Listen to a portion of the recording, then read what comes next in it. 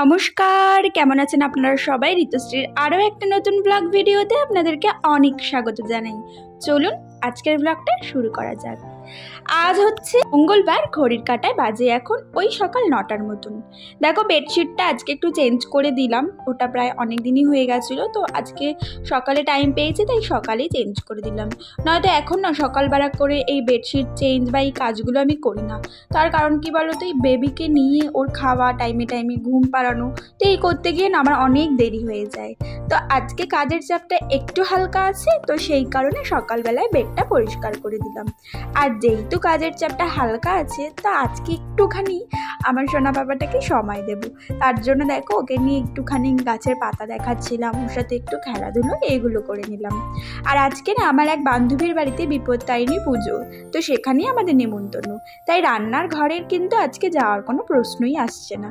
ওই সকালবেলা হাজব্যান্ডকে টিফিনে একটুখানি ভাত, ডাল আর একটু ভাজা করে ওকে টিফিনটা প্যাক করে দিয়েছিলাম। আর দেখো, দরজার ওপরেই জামা কাপড়গুলো এখন দিচ্ছি, কারণ জানো এই ওয়েদারের তো কোনো ঠিক থাকছে না, কখন বৃষ্টি কখন রোদ। সেই কারণে বৃষ্টি নেমে যাচ্ছে, তাই শুকনোগুলো ঘরে নিয়ে এসে একটু পাখার হাওয়াতে দিলেই শুকিয়ে যাচ্ছে। দেখো, এই জানলাটার মধ্যেও কিন্তু আমি ছেলের ছোট ছোট জামা কাপড়গুলো, প্যান্টগুলোও দিয়ে রাখি, জানো তো, বেশ শুকিয়েও যায়। তারপরে ঘরটা এখানে ঝাড় দিয়ে দিচ্ছি, তারপরে কিন্তু স্নান টান করেই চলে যাব হচ্ছে রেডি টেডি হয়ে চলে যাব ওদের বাড়িতে, কারণ আজকে আমাদের দুই বেলাতেই ওদের বাড়িতেই নেমন্তন্ন। ঘরগুলো ঝাড় দিয়ে এইবার কিন্তু মুছে নেব, আর তার ফাঁকে কিছু জামা কাপড় ছিল সেগুলোকেও গুছিয়ে নিলাম। হ্যালো এভরিওয়ান, তো আর্ধেক সমস্ত কাজ হয়ে গেছে। এখন আমি করবো হচ্ছে হেয়ার ওয়াশ। তার জন্য কিন্তু আমি এখানে দেখো হেয়ার অয়েলিং করে নিয়েছি, মানে এখন করবো না, টুকটাক আর কিছু কাজ আছে, সেই কাজগুলো করে হেয়ার অয়েলিং করব। তো চলো তোমরা ভিডিওটা দেখতে থাকো, আর অবশ্যই তোমরা কমেন্ট সেকশনে জানিও তোমাদের কিরকম লাগছে। না দেখতেই পাচ্ছ মাম্মাম চলে এসছে, আর ওদিকে আমার ছেলে খেলছে। তো চলো, তুই কিছু বলবি? আয় আয়, কি বলবি?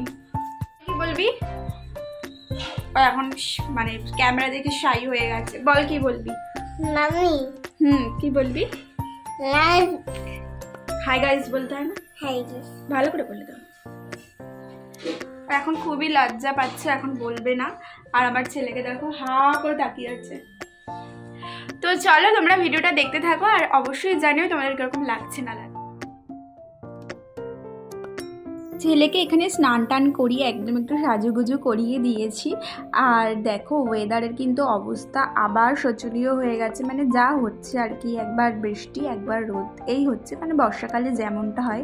তো চলো এবার ওকে খালি এখানে রেডি হয়ে গেছি। তো দেখো, এখানে আমার শাড়ি পরা হয়ে গেছে, কিন্তু জাস্ট একটুখানি টিপ পরবো, লিপস্টিক দেবো, এগুলো একটু বাকি আছে। তো চলো সেগুলো করে নিই, তারপর তোমাদের সাথে আবার কথা। আজকে আমি এই শাড়িটা পরলাম, এখনও পুরোপুরি রেডি হয়ে তোমাদের সাথে আবার দেখা হচ্ছে। জানো, এই যে শাড়িটা আমি পরেছি না, এইটা আমার বউ ভাতের ভাত কাপড় যখন আমাকে দিয়েছিল, তখন আমি এই শাড়িটা পরেছিলাম। মানে দেখবে কিছু কিছু জিনিসের কিছু কিছু স্মৃতি মিশে থাকে না, তো আমার সেই ইনসিডেন্টগুলো মনে পড়ে যাচ্ছিল। তো আমাদের বিয়ে হয়েছে খুব বেশি কিন্তু না, এই 2 বছর হবে, তো ওই জিনিসগুলো না সব মনে পড়ে যাচ্ছিলো। তারপর চলে গেছিলাম বান্ধবী বাড়িতে। দেখো মাকে কি সুন্দর দেখতে লাগছে, অপূর্ব দেখতে লাগছে। আর এই হচ্ছে আমার বান্ধবী, মানে খুবই কাছের একজন মানুষ আমার লাইফের বলতে পারো।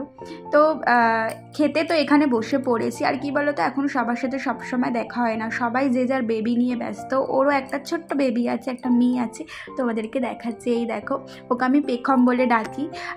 তো তারপরে চলে এলাম বাড়িতে, আর এখানে কিন্তু এসে আমি আর মা খেয়ে নিয়েছি একটা আইসক্রিম। এটা চিনতে পারছো, এটা কিন্তু মাকে ওই জামা ষষ্ঠীতে গিফট করেছিলাম, ওটার মধ্যে করলাম আজকে আমি আইসক্রিম।